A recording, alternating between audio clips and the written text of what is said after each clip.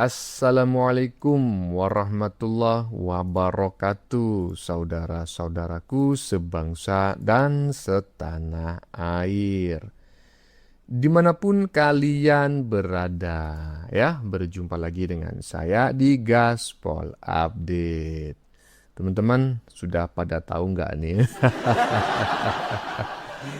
Jokowi yang mau turun gunung, Partai Kebo yang kejang-kejang.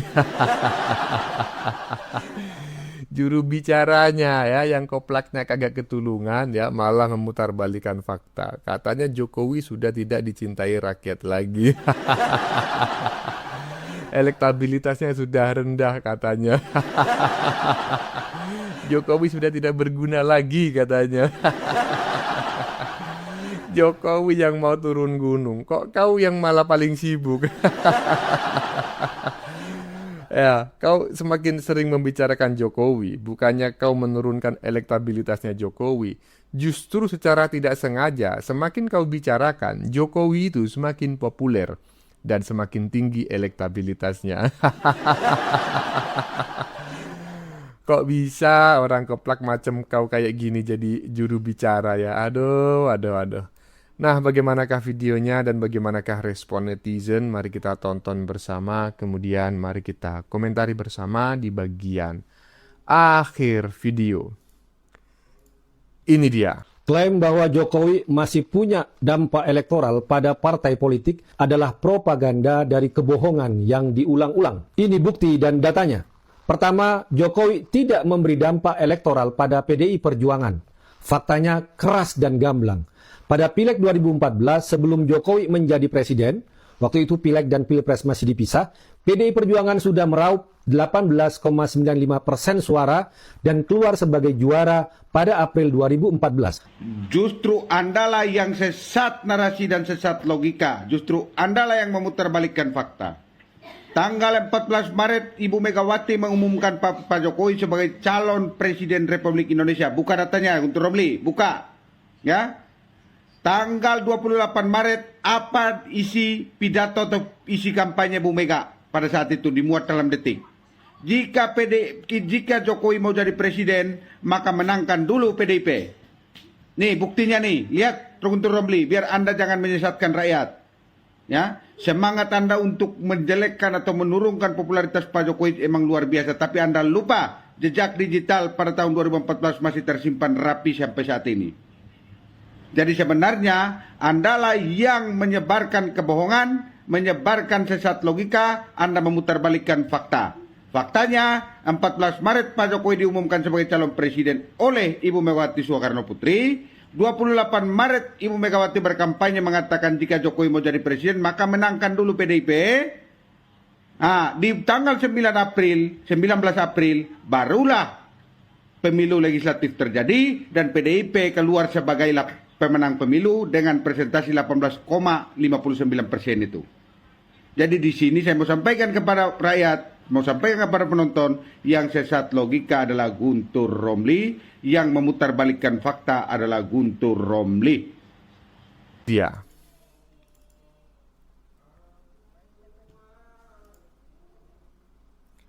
Betul ya, saya sependapat. Saya sependapat sekali dengan apa yang disampaikan oleh netizen barusan. Dan sekali lagi saya ingatkan kepada teman-teman untuk ikut berpikir bersama ya. Berpikir apa bang? Ya, orang yang terjun di dunia politik ya, itu nggak sedikit, nggak satu, nggak dua, banyak ratusan bahkan ribuan di seluruh Indonesia. Tapi kok orang yang bergabung dengan Partai Kebo, kok semua tipikalnya sama ya? Bukan hanya Partai Kebo aja loh yang punya juru bicara. Semua partai punya juru bicara, ya kan? Semua partai punya juru bicara. Tapi kenapa yang suka menghina itu hanya juru bicara Partai Kebo dan sebagian besar Partai Kebo gitu loh. Kalau nggak mau dikatakan semuanya. Saya curiga ini, jangan-jangan ya kebudayaan mencaci, memaki, menghina, memfitnah itu memang diajarkan di Partai Kebo itu. Jadi akhirnya apa? Suka membolak-balikan fakta. Nah, menurut teman-teman bagaimana? Lanjut. Bang Bestari Barus, Ketua Bidang Politik DPP PSI, memberikan sentilan hangat kepada jubir banteng, yakni Guntur Romli saat mereka tampil di salah satu stasiun TV. Dan tahu sendiri kan, bagaimana kelakuan Guntur Romli ini di berbagai media sosialnya. Bagaimana nyinyiran-nyinyiran dia terhadap Presiden ke-7 Bapak Jokowi dan juga Mas Wapres Gibran. Mas Bestari, ini ada yang menarik yang tadi disampaikan oleh Mas Guntur.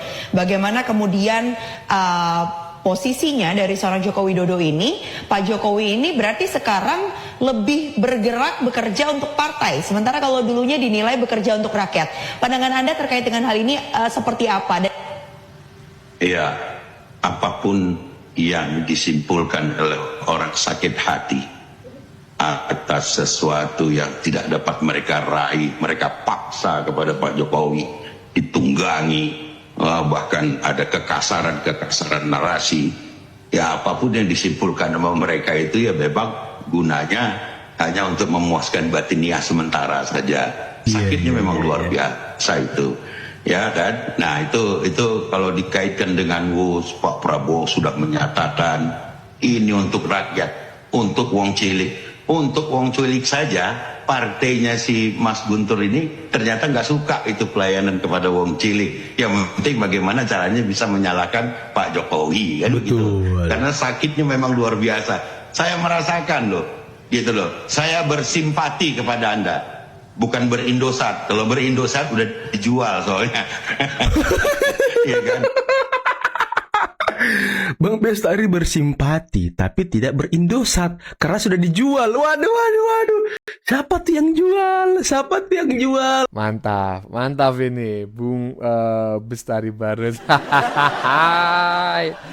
Saya sangat simpati ya, bukan Indosat, karena Indosat sudah dijual oleh Mama Ketum. Dan saya baru tahu loh pernyataannya Gus Dur gitu loh, mengomentari terkait penjualan Indosat oleh Mama Ketum pada saat itu. Ternyata Indosat itu teman-teman dijual ke Singapura ya. Tapi sebetulnya sahamnya itu milik Israel loh, coba bayangin. Dan itu yang disayangkan oleh Gus Dur pada saat itu, ya. Dan saat ini dibangga-banggakan oleh si Partai Kebo. Katanya itu adalah sebuah keputusan yang memang layak diambil. Palelo peang. Lanjut. Amin Rais mengatakan bahwa katanya pengikut Pak Jokowi tersisa hanya orang yang bodoh-bodoh. Yang pintar sudah meninggalkannya. Benarkah demikian? Sebelum melanjutkan, tekan tombol subscribe terlebih dahulu. Jokowi itu masih punya banyak pengikut diehards. Tetapi yang tersisa sekarang tertinggal yang bodoh-bodoh. Ya. Diehards yang pandai, berargumen dengan baik karena punya akal, ini sudah meninggalkan Jokowi. Saya kira semuanya. Yang tersisa, saya lihat tinggal yang bodoh-bodoh, yang pentalitan, jungkir balik sambil ketawa ke TV menertawakan dirinya sendiri. Nah, saudaraku, asalkan Jokowi diwaspadai terus di dalam maupun di luar negeri, di Colomadu maupun di kota lain, around the clock, diawasi terus, tidak bakal Jokowi dapat membuat rapat-rapat gelap. Nggak apa-apa ya, pengikut Pak Jokowi sekarang manusia-manusia bodoh, nggak apa-apa. Yang penting ya kan Pak Jokowi tetap menjadi pemimpin kan begitu ya. Walaupun pemimpin yang sudah tidak memiliki jabatan. Siapapun yang didukung Pak Jokowi ya tetap jadi ya kan. Iya, Prabowo 2 kali mencalonkan diri sebagai presiden nggak pernah menang. Begitu didukung oleh Pak Jokowi menang, nggak masalah. Ya, para pendukung Pak Jokowi sekarang goblok-goblok daripada mengaku pintar tapi koplaknya kagak ketulungan ya, macam Sengkuni yang satu ini. Lanjut.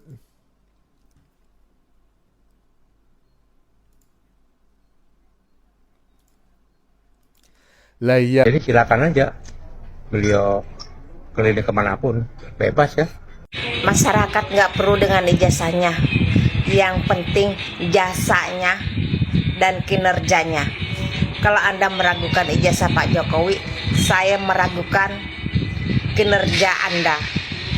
Kalau katanya Anda wakil rakyat, tolong rakyat memohon agar perampasan aset disahkan, itu saja kok. Sejak kapan toh rakyat menginginkan Jokowi itu menunjukkan ijazahnya? Nggak ada. Jokowi ini mau keliling Indonesia, ya mau bersilaturahmi lah gitu ya, atau dalam istilah politiknya konsolidasi, terserah gitu ya. Turun gunung, monggo pakai istilah itu. Tapi yang jelas nggak ada satupun rakyat di negeri ini yang meminta Jokowi menunjukkan ijazahnya, kecuali para keturunan imigran yang memang suka mencaci memaki itu. Aduh, kebo, lanjut. Genderang perang antara Pak Joko Widodo dengan PDIP akan segera dimulai. Mari kita simak pernyataan dari kader PDIP. Jadi silakan aja beliau keliling kemanapun, bebas ya. Tapi ya beliau juga harus bisa menjelaskan, menunjukkan untuk supaya masyarakat betul-betul yakin ya bahwa ijazahnya itu asli. Tunjukkan aja saya. Nggak usah pakai drama-drama di pengadilan gitu loh ya.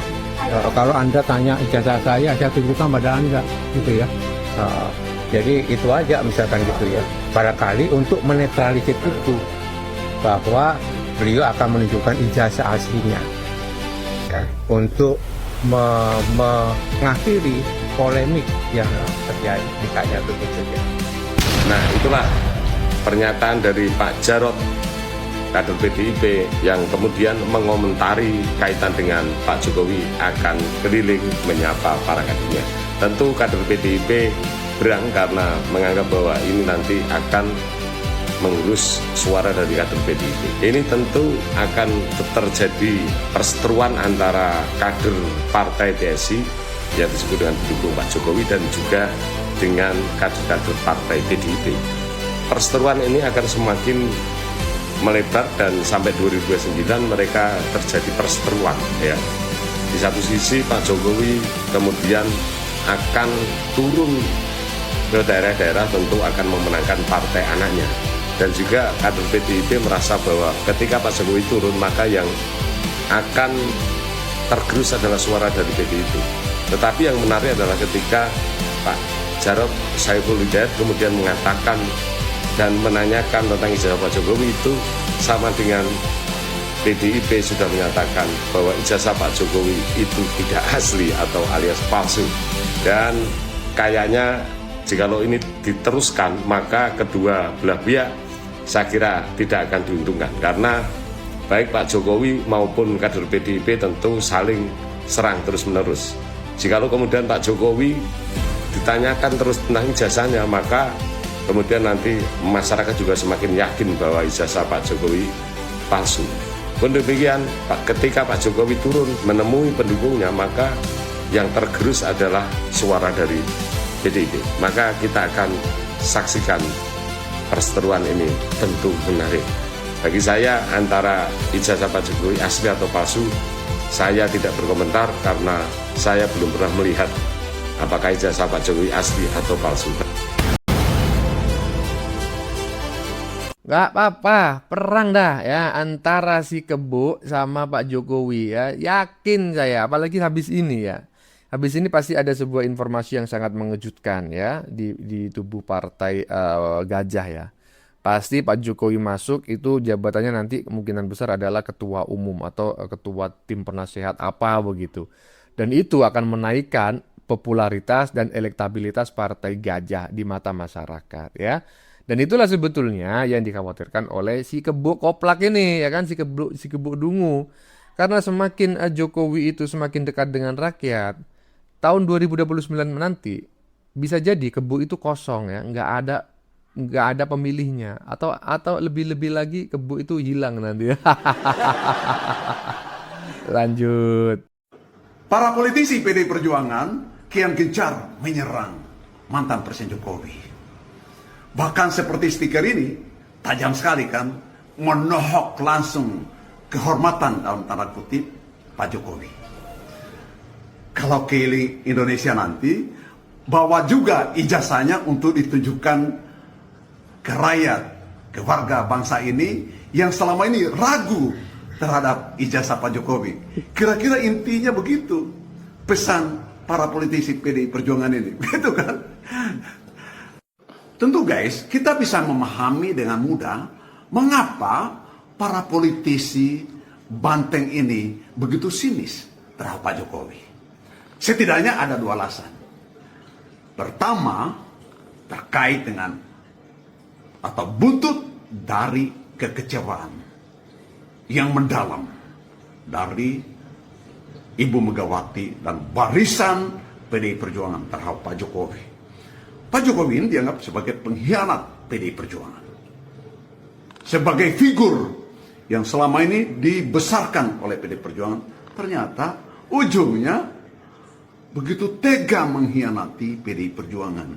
Salah satunya pada saat pencapresan 2024 lalu, di mana Pak Jokowi meninggalkan PDI Perjuangan secara langsung dan bergabung dengan Pak Prabowo Subianto untuk mendukung anaknya sebagai Wapres, yang sekarang jadi Wapres, Pak Gibran. Gitu. Jadi wajar kalau PDI Perjuangan kecewa berat. Dan saya kira sampai kapanpun akan terus membekas ini. Tidak akan pernah sembuh luka kecewa dari para politisi PDI Perjuangan ini. Kedua, ini tentu saja ada kekhawatiran ini. Masa PDI Perjuangan kemungkinan akan digerus masuk ke PSI ketika Pak Jokowi jalan bersama PSI kampanye sampai tahun 2029 nanti. Jadi mulai khawatir PDI Perjuangan, apalagi sekarang kan tidak berkuasa PDI Perjuangan. Jadi mudah sekali akan digerus masanya oleh kekuatan pihak yang berkuasa. Dan Pak Jokowi ini di pihak yang berkuasa sekarang. Gitu. Jadi pantas. Hanya saja memang kalau kita lihat stiker ini tidak terlalu tajam. Masih tumpul apa yang disindirkan, disiniskan oleh para politisi perjuangan. Apa itu? Kalau hanya diminta menunjukkan ijazahnya Pak Jokowi, mudah sekali dia bawa saja fotokopi yang sudah beredar itu, kan, yang sudah dilegalisir, yang sudah beredar itu di media sosial itu. Dia katakan ini ijazah saya. Padahal tidak tervalidasi ijazah itu. Harusnya PDI Perjuangan menyatakan, keliling daerah, bawa ijazahmu, tunjukkan ijazahmu pada seluruh warga bangsa ini yang sampai hari ini tidak percaya bahwa Pak Jokowi punya ijazah dari UGM gitu ya. Tetapi ijazah yang dibawa itu setelah disidangkan di pengadilan dan kemudian pengadilan memutuskan uji forensik, pastikan keaslian ijazah itu. Orang tidak akan percaya. Maksud saya, PDI Perjuangan kalau hanya ingin minta Pak Jokowi tunjukkan ijazah, itu sangat lemah. Pak Jokowi mudah saja tertawa saja, Pak Jokowi saya akan keliling, saya bawa ijazah saya ini. Padahal ijazahnya belum tentu valid ya, karena tidak tervalidasi atau tidak terverifikasi sesuai dengan metode pengujian keaslian ijazah. Gitu. Jadi saya tidak mendukung siapa-siapa tentu saja, tapi saya memastikan kalau Pak Jokowi kan punya ijazah. Punya ijazah jangan disembunyikan, jangan buat orang berkelahi sampai sekarang. Dan PDI Perjuangan kalau mau tekan, ya karena tekan saja memang Pak Jokowi sudah menunjukkan jasanya, tapi itu juga akan sia-sia karena pihak yang berkuasa sekarang bersama Pak Jokowi, termasuk aparat penegak hukum yang bekerja untuk memastikan apakah ijazah Pak Jokowi asli atau tidak. Hadang aja kalau mau menghadang Jokowi. Waduh, keren kali, paten kali kata-katamu ini ya kan. Jokowi akan dihadang. Masa partai kebo. Hadang aja. Hadangan yang semacam kayak mana yang akan kalian lakukan ya? Jumlah kalian itu memang partai terbesar di Indonesia, tapi suara yang kalian dapatkan itu cuma 16% dari seluruh rakyat Indonesia. Iya toh? Iya. Sok-sokan akan menghadang Jokowi, gempor-gempor kalian ya, tapi nggak masalah ya, hadang aja biar kalian puas ya. Bagaimana menurut kalian? Keputusan ada di tangan Anda. Silakan tulis pendapat Anda di kolom komentar, baik Anda yang setuju maupun yang tidak setuju dengan isi konten ini. Sebelumnya, saya memohon maaf yang sebesar-besarnya ya jika dalam penyajian konten ini ada kata-kata yang menyinggung, kurang tepat penggunaannya, atau ada data yang dianggap keliru atau salah. Saya memohon maaf yang sebesar-besarnya. Kita jumpa lagi di lain video. Salam NKRI.